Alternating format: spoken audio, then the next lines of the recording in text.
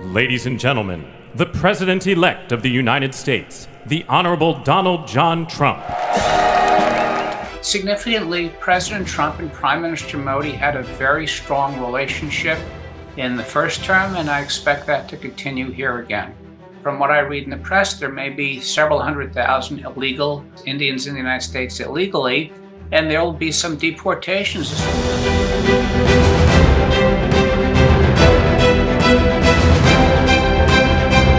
The President and the Prime Minister have a very strong relationship. I was in Houston in September 2019 when Prime Minister Modi had invited President Trump to the Howdy Modi event.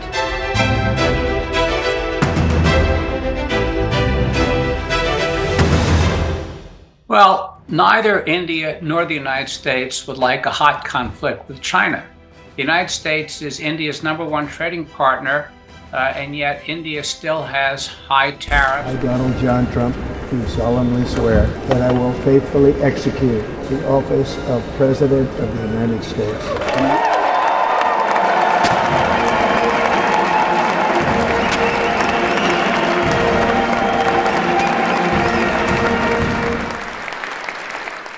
Donald Trump has been sworn in as the 47th President of the United States of America. I'm being joined in by Ambassador Kenneth Juster, who was Ambassador of the United States of America to India during Trump 1.0. Ambassador Juster, thank you so much for joining us here on India Today Global.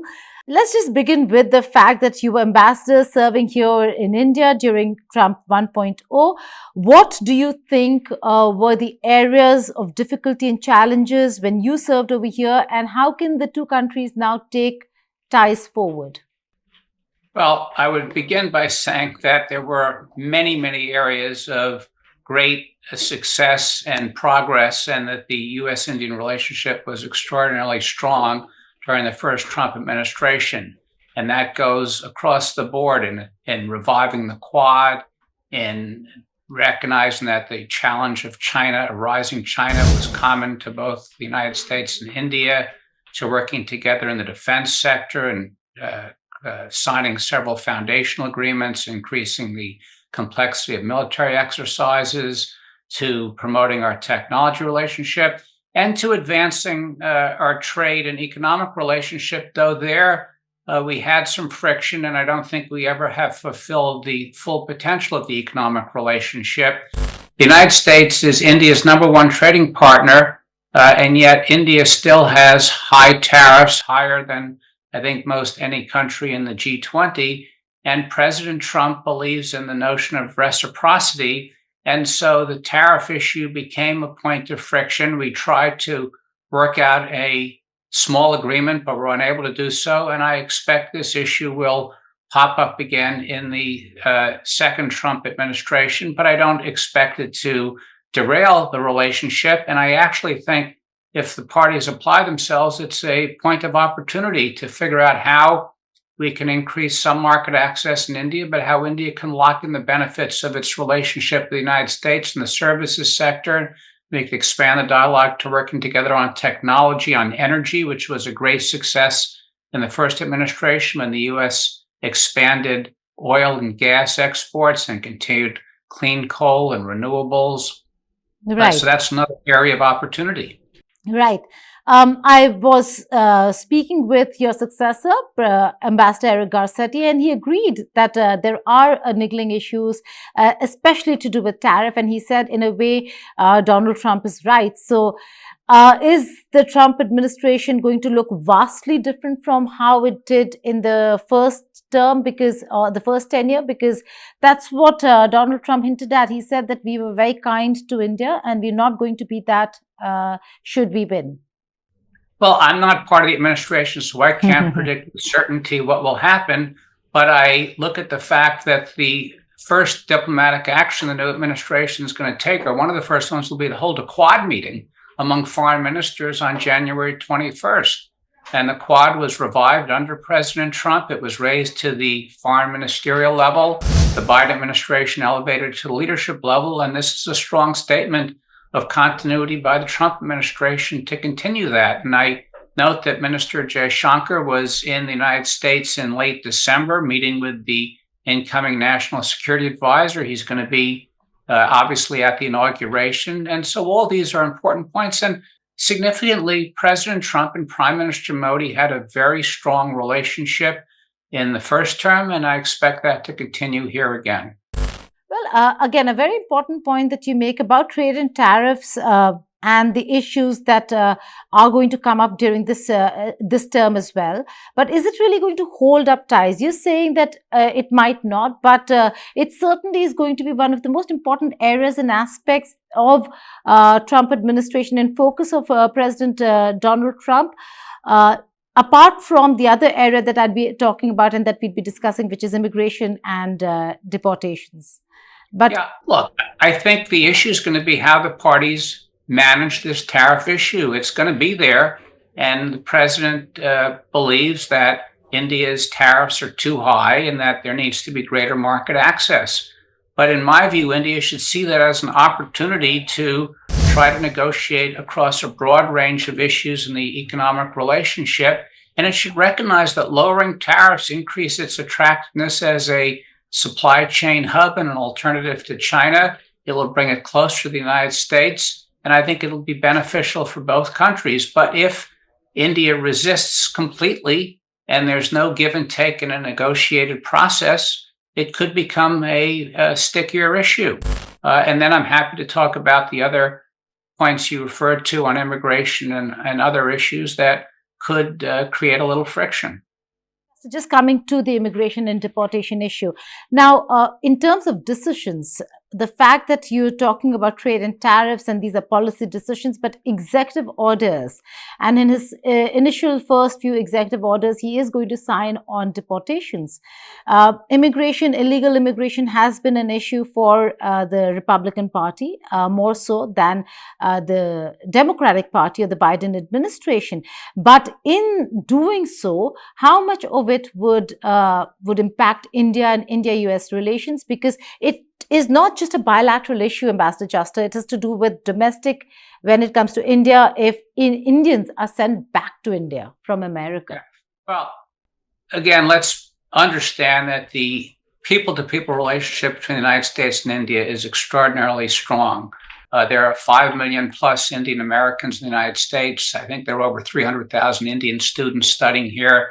And India is the largest beneficiary of the H-1B program for highly skilled and talented individuals from India to work in the United States. And the president has reiterated the importance of the H-1B program. It's possible there could be some fine-tuning to make sure that they're highly paid jobs and not taking away employment from Americans, but that I expect to continue.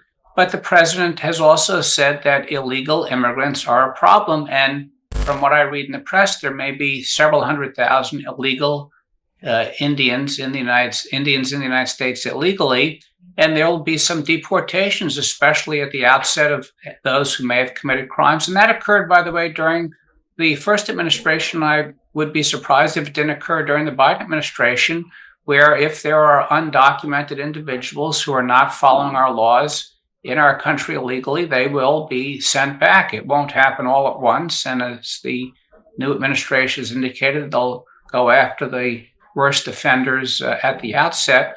But I think to the degree that the Indian government would also make efforts to try to stop, if possible, illegal immigration, that would be viewed positively in Washington. Okay. What's your take then on the pro-India, or what we're calling or we're looking at as pro-India appointments in the Trump administration? How do you see that? What's your reading? Do you think that will really help bump the ties between the two countries?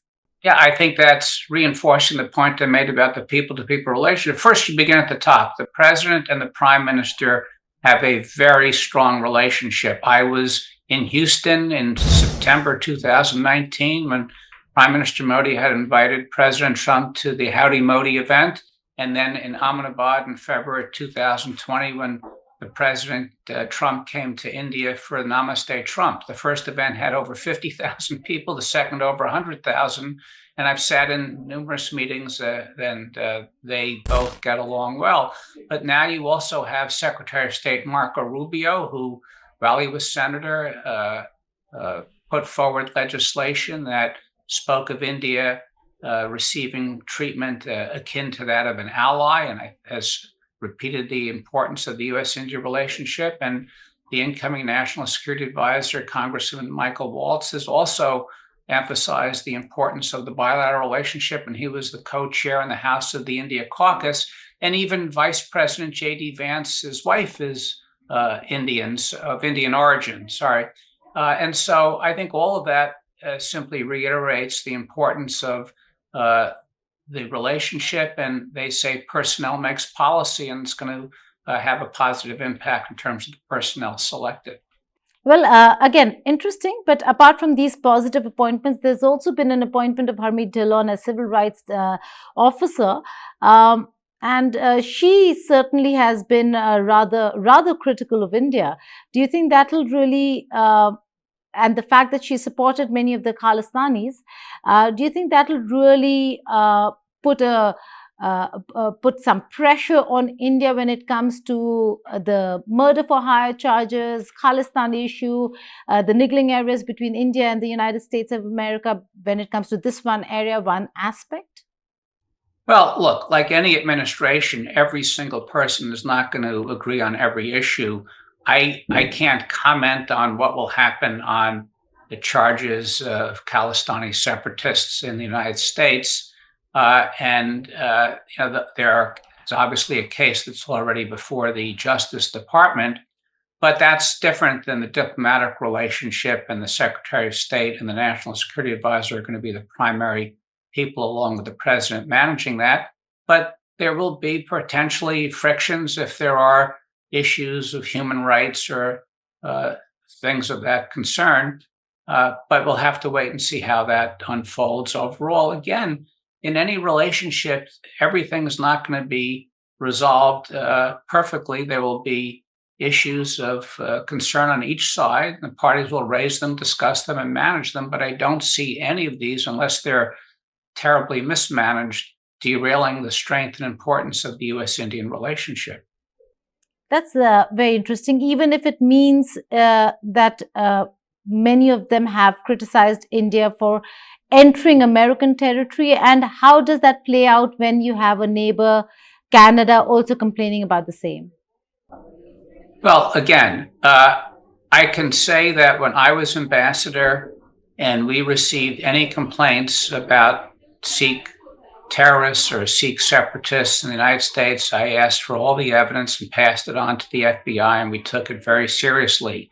Once it gets into our legal process, as an ambassador and as a political official, you really don't get involved in it. That's a matter for the Justice Department. So I can't comment on where those cases are going and what the strength of the evidence is overall. But I do believe that those cases will be managed in a way that won't affect the broader relationship. And I saw in the papers recently that the Indian courts have sought to resolve as expeditiously as possible their own internal investigation of the attempted assassination plot in the United States. Shifting focus, Ambassador Juster, you spoke about Quad and how the focus is going to be in China. But what's interesting over here is that President-elect Donald Trump, as somebody who was going to take or assume office, had already reached out to Chinese President Xi Jinping. And the reach out really seems like he wants to make that difference, because in a statement he did say that the two leaders together can bring about peace in the world, can bring about change in the world. So how does that really work with the Quad and the Indo-Pacific strategy of the United States of America? Well, neither India nor the United States would like a hot conflict with China. And India has taken steps recently to try to resolve its border issues with China. It's disengaged along the line of actual control and is trying to de-escalate. India is also, I believe its number 2 trading partner is China, and there's a lot of internal debate as to how it will manage its economic relationship. And so the United States, too, wants to manage the relationship with China in a way that does not create a conflict. And to the degree the two leaders can resolve economic issues and market access and unfair trade practices and predatory financing, that's good for all of us. But none of that changes the structural challenges posed by the rise of China, by its expansionist activities in the South China Sea, the East China Sea, along the Indian border. And so the importance of the Quad meeting on January 21st emphasizes that the Indo-Pacific strategy of the United States is going to be front and center. We can expect the Trump administration to increase spending on the military, to build up the military budget there. We continue to expect there to be high levels of defense cooperation between the United States, technology cooperation. So I don't see the fact that the President Trump and President Xi are trying to work out issues as changing the importance of the U.S. Indian relationship, of the Quad, of the U.S. Indo-Pacific strategy, and of some of the structural challenges that are being posed by the rise of China, on which India and the United States, I believe, have clarity of issues and common views on that challenge overall. Right, but you do see Donald Trump shifting strategy when it comes to China, when it comes to how he wants to handle Beijing? I don't see it as shifting strategy. In the first Trump term, we negotiated a trade agreement with China. It was not fulfilled in all of its details, but the president tried to maintain a constructive relationship with China, while also in the national strategy saying that China was the major challenge facing the United States, and also putting severe tariffs on China.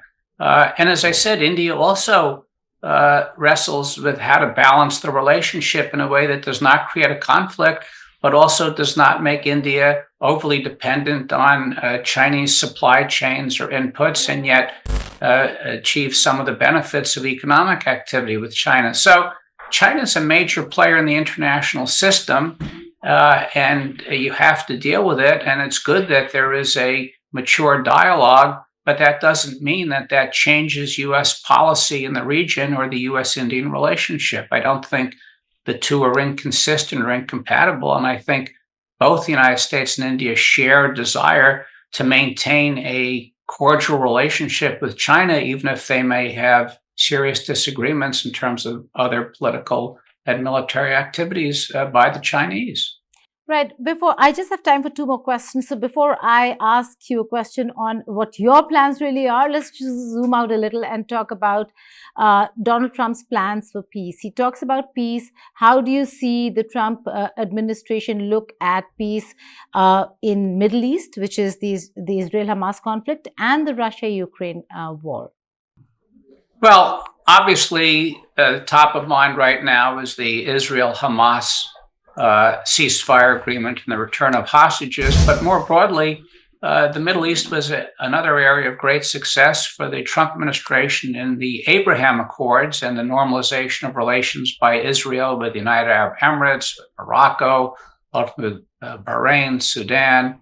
And I think the Trump administration would very much like to see a normalization between Israel and Saudi Arabia, and hopefully a transformation of the Middle East region. So that's going to be an area of focus. And the president has also said, President Trump wants to try to resolve the Russia-Ukraine issue as soon as possible. Now, that may not be so easy. Putin has indicated that he has conditions that will not, I think, be satisfactory to Ukraine or the United States, and Ukraine may have challenges as well. The question is how much leverage the president has with the parties. Obviously, a resolution, I think, would be viewed favorably by India because it would take away what's been a thorny issue in terms of India's relationship with Russia in this conflict.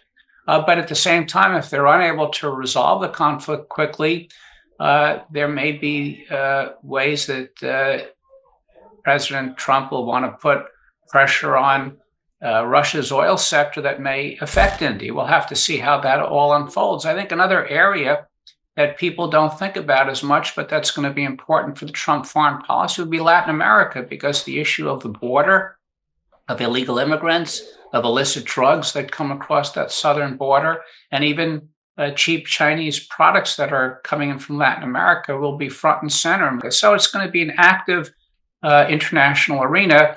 But again, I think the Indo-Pacific and the U.S. India relationship will be high on the agenda as areas of priority. All right. Before I let you go, Ambassador Juster, just wanted to know, do you envisage a role for yourself working closely with India under Trump, the new Trump administration? Should we be looking at you returning as the envoy of the U.S. to India? Well, thank you very much for that question. I know a number of the senior people going into the administration, and I'm always available if they request it for advice and help, but I do not have any intentions, and I'm not seeking to go back into government. I've served 4 times previously in the executive branch. About 30% of my career has been in the government. I'll continue at this point to travel to India and be involved in Track 2 dialogues and assist companies that are either operating or investing in India. But I'm at a point in my life where I want to spend more time with my wife and family. And so I'm very happy doing things from the sidelines rather than being front and center. Ambassador Kenneth Juster, thank you so much for joining us here on the India Today Network. Thank you. Okay, thank you very much as well. Have a nice day.